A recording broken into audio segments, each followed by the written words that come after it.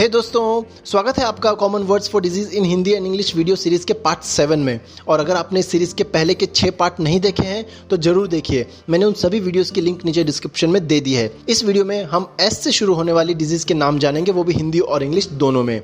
So let's begin. इसे हिंदी में लार कहते हैं और इंग्लिश में सलाइवा कहते हैं। इसे हिंदी में रक्तस्राव रोग कहते हैं और इंग्लिश में स्कर्वी कहते हैं।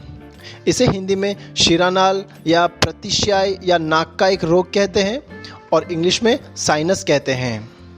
इसे हिंदी में त्वचा कैंसर कहते हैं और इंग्लिश में स्किन कैंसर कहते हैं। इसे हिंदी में नींद, निद्रा या सोना कहते हैं और इंग्लिश में स्लीप कहते हैं। इसे हिंदी में नींद में बड़बड़ाना या बोलना कहते हैं और इंग्लिश में स्लीप टॉकिंग कहते हैं। इसे हिंदी में चेचक, शीतला, बड़ी माता या मसूरिका कहते हैं और इंग्लिश में स्मॉल पॉक्स कहते हैं।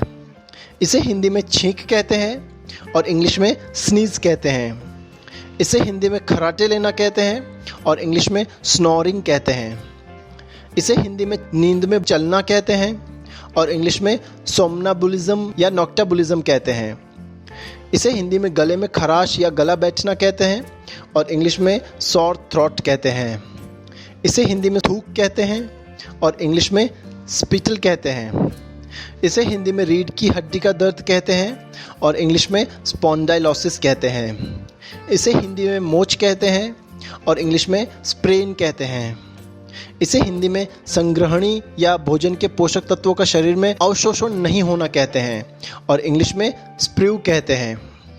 इसे हिंदी में अधिक स्पष्ट रूप से देखने के लिए आशंकी रूप से बंद आंखें कहते हैं और इंग्लिश में स्क्विंट आइड कहते हैं।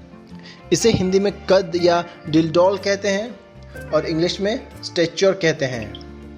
इसे हिंदी में पेट दर्द कहते हैं और इंग्लिश में स्टमक एक कहते हैं। इसे हिंदी में पथरी कहते हैं और इंग्लिश में स्टोन कहते हैं। इसे हिंदी में विष्ठा या मल कहते हैं और इंग्लिश में स्टूल कहते हैं। इसे हिंदी में तनाव कहते हैं और इंग्लिश में स्ट्रेस कहते हैं। इसे हिंदी में धूप से झुलसना या धूप से काला पड़ना कहते हैं और इंग्लिश में सनबर्न कहते हैं। इसे हिंदी में पसीना कहते हैं और इंग्लिश में स्वेट कहते हैं। इसे हिंदी में सूजन या फुलाव कहते हैं और इंग्लिश में स्वेलिंग कहते हैं। इसे हिंदी में स्वाइन फ्लू कहते हैं और इंग्लिश में भी स्वाइन फ्लू ही कहते हैं। और इस वीडियो का जो आखिरी वर्ड है वो है ये। इसे हिंदी में उपदंश या आचक कहते हैं और इंग्लिश में सिफिलिस कहते हैं।